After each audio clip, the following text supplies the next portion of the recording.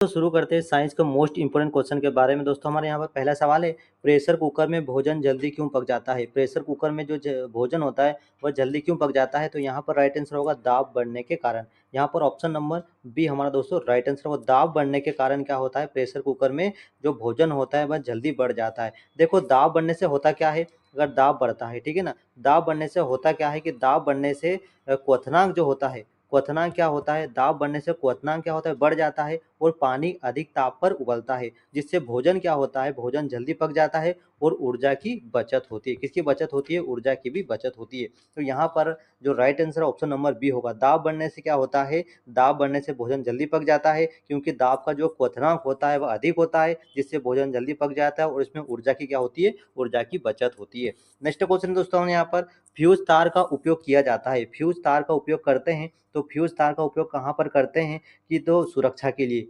Fuse तार का हम उपयोग क्यों करते हैं, तो परिपथ की सुरक्षा के लिए हम फ्यूज तार का प्रयोग करते हैं। फ्यूज अधिक धारा पर पिघल जाता है। क्या करता है, फ्यूज जो होता है वह अधिक करेंट यानी कि धारा, अधिक धारा होने पर फ्यूज क्या होता है, फ्यूज क्या होता है, पिघल जाता है, जिससे क्या होता है, जिससे जो सर्किट होता है वह सर्किट जो टूट जाता है और परिपथ जो बनता है उसे सुरक्षा प्रदान करता है। कौन करता है, फ्यूज करता है। यह एक सुरक्षा उपकरण होता है और घर में अति आवश्यक होता है। घर में हमेशा फ्यूज का प्रयोग किया जाता है, जिससे क्या होता है, घर के जो सर्किट होते हैं वह क्या होते हैं, वह सुरक्षा प्रदान करते हैं या फिर सुरक्षित रहते हैं। नेक्स्ट क्वेश्चन है, रेडियो कार्बन डेटिंग से क्या ज्ञात करते हैं? रेडियो कार्बन डेटिंग से क्या ज्ञात करते हैं, तो यहाँ पर जीवाश्म की उम्र, रेडियो कार्बन डेटिंग से हम जो जीवाश्म होते हैं उसकी क्या उम्र ज्ञात करते हैं, ठीक है ना। पुराने जीवों की उम्र हम ज्ञात किस विधि से करते हैं, तो रेडियो कार्बन डेटिंग विधि से करते हैं। और यह पुरातत्व में उपयोग होता है, पुरातत्व में इसका उपयोग होता है और यह एक वैज्ञानिक विधि होती है। यह किस प्रकार की विधि होती है, तो यह एक वैज्ञानिक विधि होती है, ठीक है ना। तो रेडियो कार्बन डेटिंग से क्या जीवाश्म की उम्र ज्ञात की जाती है, ये पुराने जीवों की उम्र ज्ञात की जाती है और पुरातत्व में उपयोग होती है और एक वैज्ञानिक विधि होती है। C14 का इसमें उपयोग किया जाता है। नेक्स्ट क्वेश्चन है, पित्र स्त्राव होता है, जो पित्र होता है वह स्त्राव कहाँ पर होता है, तो यह कहाँ पर होता है, तो यह लीवर से स्त्रावित होता है, ठीक है। पित्र स्त्रावित होता है तो लीवर से स्त्रावित होता है। यह वसा का पाचन करने में मदद करता है, ठीक है ना। पित्त स्त्रावित होता है तो लीवर से, और लीवर जो होता है वह पित्त में बनता है। लीवर जो होता है वह पित्त बनाता है और यह वसा वसा पचाने में मदद करता है और पित्ताशय में यह संग्रह होता है। कहाँ पर संग्रह होता है, तो यह पित्ताशय में क्या होता है, संग्रह होता है और पाचन तंत्र में भी यह भाग लेता है ना। तो याद रखना, पित्त स्त्रावित होता है लीवर से, लीवर पित्त बनाता है और यह वसा पाचन में भी मदद करता है और पित्ताशय में संग्रह होता है और पाचन तंत्र का यह भाग होता है। नेक्स्ट क्वेश्चन है, शरीर में जल का प्रतिशत कितना होता है? शरीर में जल का प्रतिशत कितना होता है दोस्तों, तो 65 से 80% शरीर में जल की मात्रा होती है। कितने से, 65 से 80% मानव शरीर में जल का परसेंटेज होता है। और यह क्या होता है, यह मानव शरीर में अधिक जल होता है, ठीक है ना। और यह रासायनिक क्रिया के लिए जरूरी है, जो मानव शरीर में रासायनिक क्रिया के लिए जरूरी है। और यह क्या करता है, यह मानव शरीर में जो तापमान होता है, तापमान को क्या करता है, यह मानव शरीर में तापमान को क्या करता है, नियंत्रित करता है। और यह जीवन के लिए आवश्यक तत्व होता है, ठीक है। जीवन के लिए जल आवश्यक है और मानव शरीर में जल का परसेंट 65 से 80% होता है। टेम्परेचर को नियंत्रित करता है और रासायनिक क्रिया करता है। नेक्स्ट क्वेश्चन है, प्रोटॉन की खोज किसने की थी? प्रोटॉन की खोज किसने की थी दोस्तों, तो प्रोटॉन की खोज गोल्डस्टीन नामक वैज्ञानिक ने की थी। किसने की थी, प्रोटॉन की खोज गोल्डस्टीन नामक एक वैज्ञानिक ने की थी। इस बात का ध्यान रखना, इन्हीं से क्या प्रोटॉन का पता चला है, ठीक है ना। गोल्डस्टीन ने क्या करा था, तो गोल्डस्टीन ने केनॉल किरणें की खोज की थी। किसकी, गोल्डस्टीन ने केनॉल किरणें की खोज की थी और इन्हीं से यहाँ इसी खोज से इन्हें प्रोटॉन का पता चला। और यह धन आवेशित होता है। प्रोटॉन क्या होता है, तो याद रखना, जो प्रोटॉन होता है दोस्तों वह क्या होता है, धन आवेशित होता है। और ये कहाँ पर पाया जाता है, तो यह नाभिक में पाया जाता है। कहाँ पर पाया जाता है, तो यह नाभिक में पाया जाता है। प्रोटॉन कहाँ पर पाया जाता है, तो यह नाभिक में पाया जाता है। नेक्स्ट क्वेश्चन है, वस्तु को धनावेशित करने पर क्या होता है, तो इलेक्ट्रॉन खोती है। वस्तु अगर धनावेशित होती है तो यह करती है, इलेक्ट्रॉन को खोती है। देखो, धन आवेश का मतलब होता है इलेक्ट्रॉन की कमी। धन आवेश का मतलब क्या होता है, इलेक्ट्रॉन की कमी होती है, ठीक है ना।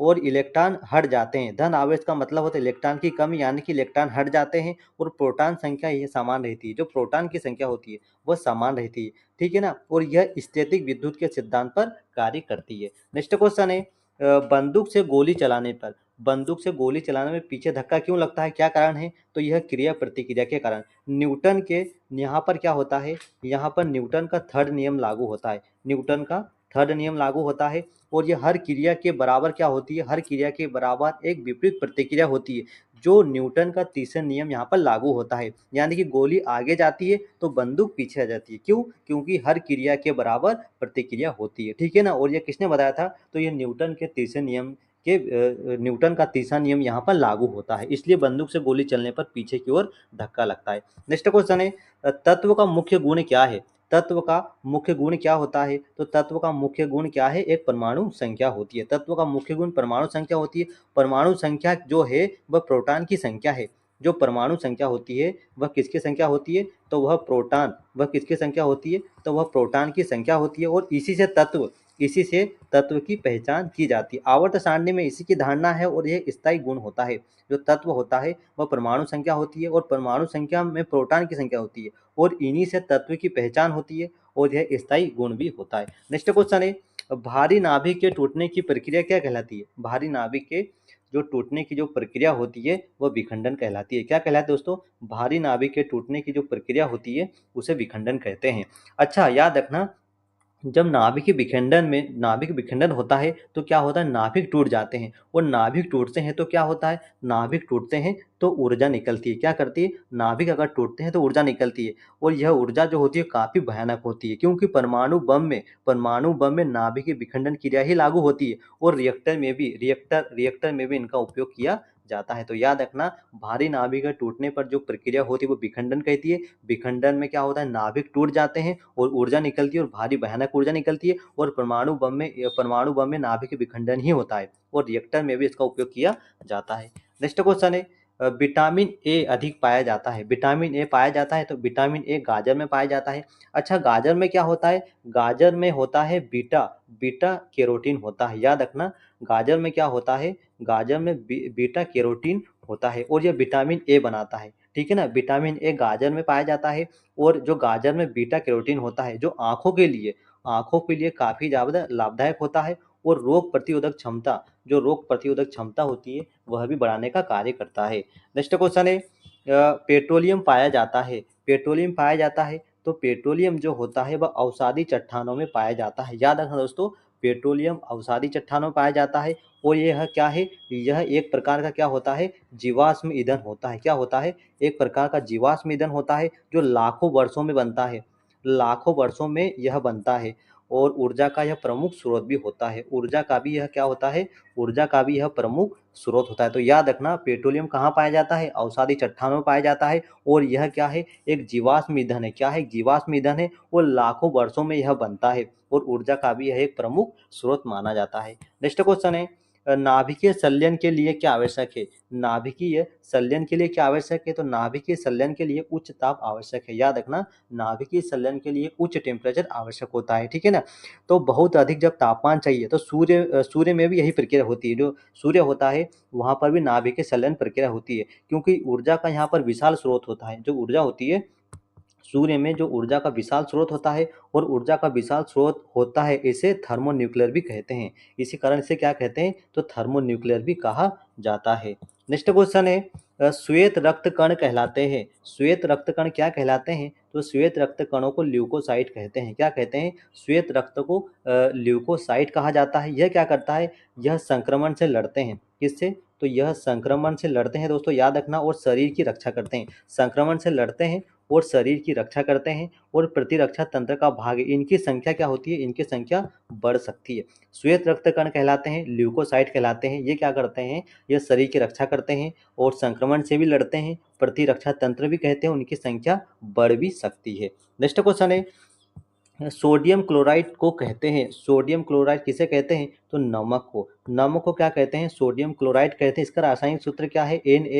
NaCl है। याद रखना दोस्तों, इसका जो रासायनिक सूत्र है क्या है, NaCl है, किसका, सोडियम क्लोराइड का। यह भोजन में उपयोग करते हैं, नमक को हम भोजन के रूप में उपयोग करते हैं और भोजन के लिए आवश्यक तत्व भी माना जाता है। यह एक टेबल सॉल्ट होता है, क्या होता है, एक टेबल सॉल्ट होता है। तो याद रखना सोडियम क्लोराइड को क्या कहते हैं, नमक कहते हैं। इसका रासायनिक सूत्र NaCl है और यह भोजन में उपयोग होता है और जीवन के लिए भी आवश्यक माना जाता है। नेक्स्ट क्वेश्चन दोस्तों यहाँ पर बंसन बर्नर काम करता है। बंसन बर्नर किस सिद्धांत पर कार्य करता है, तो बर्नौली के सिद्धांत पर कार्य करता है। जो बंसन बर्नर होता है वो बर्नौली के सिद्धांत पर कार्य करता है। इसमें क्या होता है, इसमें गैस और वायु का मिश्रण होता है। इसमें क्या होता है, इसमें गैस और वायु का क्या होता है, वायु का मिश्रण होता है। इसमें याद रखना जो बंसन बर्नर सिद्धांत होता है इसमें गैस और वायु का मिश्रण होता है और इसमें क्या होती है, एक नीली लौ जलती है, एक नीली लौ उत्पन्न होती है और प्रयोगशाला में इसका उपयोग किया जाता है और यह सुरक्षित और प्रभावी है। जो बंसन बर्नर काम करता है तो बर्नौली के सिद्धांत पर कार्य करता है ना, इतना याद रखना। उसके बाद इसमें क्या होता है, इसमें गैस और वायु का मिश्रण बनाता है और नीली लौ उत्पन्न होती है। प्रयोगशाला में भी इसका उपयोग किया जाता है और यह सुरक्षा और प्रभावी होता है। यहाँ पर ताप बढ़ाने पर शक्कर की विलेयता क्या हो जाती है, तो ताप बढ़ाने पर जो शक्कर की जो विलेयता होती है वह क्या होती है, बढ़ जाती है। ताप बढ़ाने पर शक्कर की जो विलेयता होती है दोस्तों वह क्या होती है, वह बढ़ जाती है। अधिक ताप पर अधिक घुलती है, जो शक्कर होती है वह अधिक ताप पर क्या होती है, अधिक ताप पर अधिक घुलती है और घोल जल्दी बनता है। तो अब सामान्यतः बात है कि अगर टेम्परेचर या ताप अधिक है तो जो शक्कर होती है वह अधिक घुल जाती है और ठंडे ठंडे जल में क्या है, कम समय में घुलती है। ठीक है ना, तो इस बात का ध्यान रखना। नेक्स्ट क्वेश्चन है भोजन का पाचन मुख्यतः होता है, भोजन का जो पाचन होता है मुख्यतः कहाँ पर होता है, तो छोटी आंत में होता है। भोजन का जो पाचन होता है वह कहाँ पर होता है, तो वह छोटी आंत में होता है। देखो छोटी आंत में क्या होता है, छोटी आंत में एंजाइम क्या काम करते हैं, क्या करते हैं, छोटी जो आंत होती है उनमें क्या काम करते हैं, तो उनमें एंजाइम काम करते हैं। कौन काम करते हैं, एंजाइम काम करते हैं। और एंजाइम जो होते हैं वो पोषक तत्वों को, पोषक जो तत्व होते हैं, जो पोषक तत्वों को अवशोषित करते हैं और यह पाचन का मुख्य स्थान होता है। जो पाचन होता है, पाचन का क्या होता है, मुख्य स्थान होता है। वो लंबी संरचना होती है, इसकी जो संरचना होती है वह कैसी होती है, तो लंबी संरचना होती है। तो इस बात का भी ध्यान रखना। देखो भोजन का पाचन कहाँ पर होता है, छोटी आंत में। ठीक, छोटी आंत में क्या होता है, एंजाइम होता है और वह पोषक तत्व क्या करते हैं, पोषक तत्वों को अवशोषित करते हैं और पाचन का यह मुख्य स्थान भी होता है और इसकी जो संरचना होती है वह कैसी होती है, लंबी होती है। इस बात का ध्यान रखना। नेक्स्ट क्वेश्चन है निकट दृष्टि दोष का मुख्य कारण क्या है, तो निकट दृष्टि दोष का जो कारण है वह नेत्र लंबा होता है। कैसा होता है, नेत्र लंबा होता है। देखो नेत्र जो गोलक लंबा हो जाता है तो छवि रेटिना से पहले बनती है।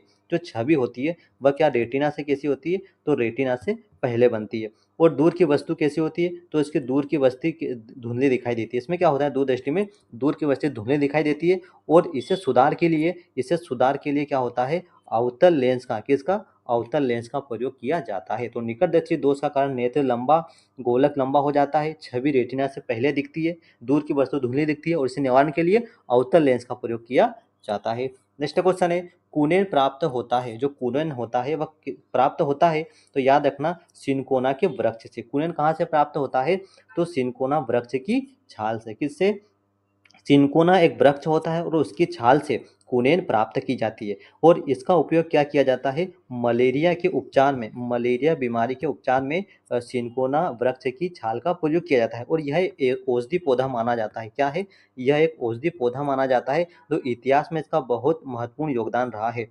पहले जब मलेरिया हो जाता था तो इसी वृक्ष की छाल से मलेरिया के का जो बीमारी है उससे दूर